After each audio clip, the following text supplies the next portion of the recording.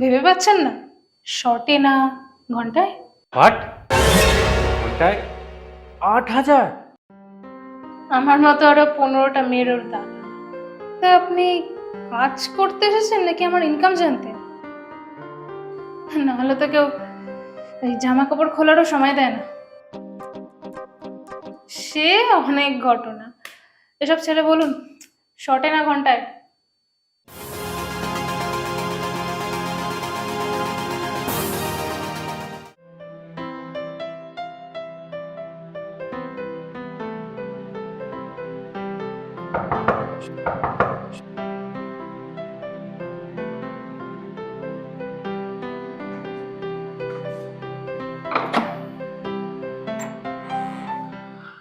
আমি অঞ্জন। অজয় আমাকে এখানকার ঠিকানা দিয়েছে। হ্যাঁ, এসো।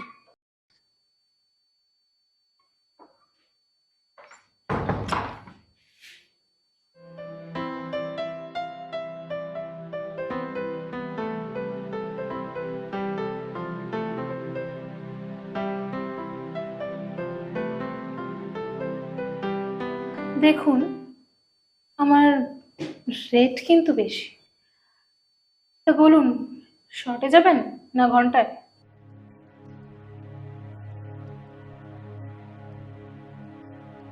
কি হলো, ভেবে পাচ্ছেন না? শর্টে না ঘন্টায়? না মানে দেখুন, শর্টে গেলে 2000 আর ঘন্টায় গেলে 8000। হোয়াট? ঘন্টায় 8,000? একজন সাধারণ মানুষ হয়তো সারা মাসে এটা ইনকাম করে, তাও আবার সারা দিন রাত খেটে। হ্যাঁ, এমন অনেকে আছে যে মাত্র মিনিটে 8000 টাকা কামায়। যেমন আমার দালাল। মানে অজয়? হ্যাঁ, ও কাস্টমার পাঠায়। শর্টে গেলে 500 নেয় আর ঘন্টায় গেলে 2000। মানে আপনি 8,000 নেন, ওকে দেন 2,000, তাহলে আপনার হাতে থাকে 6,000। আমার মতো আরো 15টা মেয়ের ওর দাদা।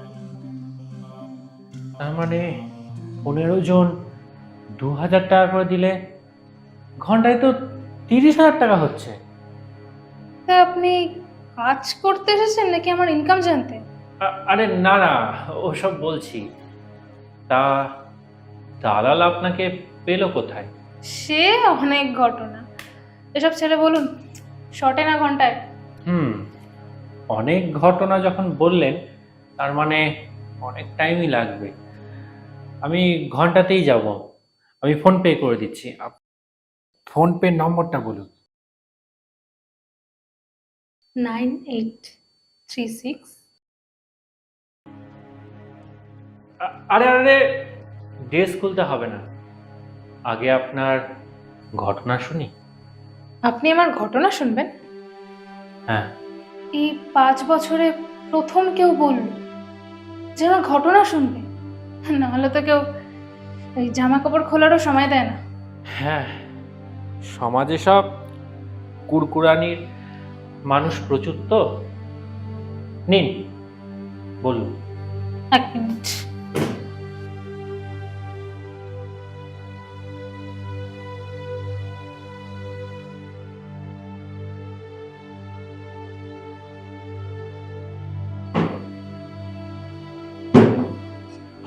কি মদ চলে তো? না না, ও সবে আমার আসক্তি নেই। দুঃখের সময় মন ভোলাবার জন্য শুরু করেছি। তা এতে দুঃখ হলে কি সমস্যার সমাধান হয় কি? না, তবে দুঃখ সহ্য করার শক্তি পাওয়া যায়, ভুলেও থাকা যায়। কিন্তু আমি সমস্যার সমাধান খুঁজি। তা এখানে কোন সমস্যার সমাধান খুঁজতে এসেছেন আপনি? আগে আপনি বলুন, তারপর বলছি। কি শুনবেন? সবটা শুরুর থেকে। এক ছেলের সাথে প্রেম হয়, স্বপ্নবাদী ঘর করবার, কিন্তু ওর না তেমন কোনো কাজ কারবার ছিল না, তাই জন্য আমাদের বাড়ি থেকে মেনে নেয়নি। তারপর?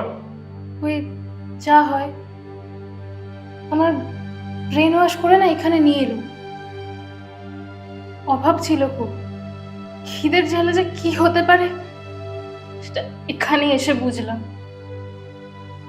তারপর সে একজনকে নিয়ে এলো, পেটে খিদে তখন, আর আমার সামনে দেখি রাখা প্লেট বিরিয়ানি। আমাকে বলেছিল ওই লোকটার সাথে শুতে হবে। বিশ্বাস করুন, তখন আমার মনে হয়েছিল আত্মসম্মানের থেকে খিদের জ্বালা অনেক বড়। তা আপনি বাড়ি ফিরে গেলেন না কেন? আমার সেটাই ভুল হয়েছিল। ওই সব কর্ম করার পর না আমার মনে হয়েছিল এই ফিরে গেলেই ভালো হতো।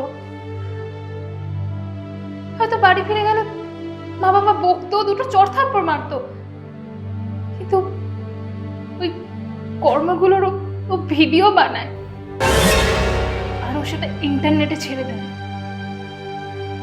যখন বাড়ি যাই দেখি শেষ শোকে মা বাবা আত্মহত্যা করেছে।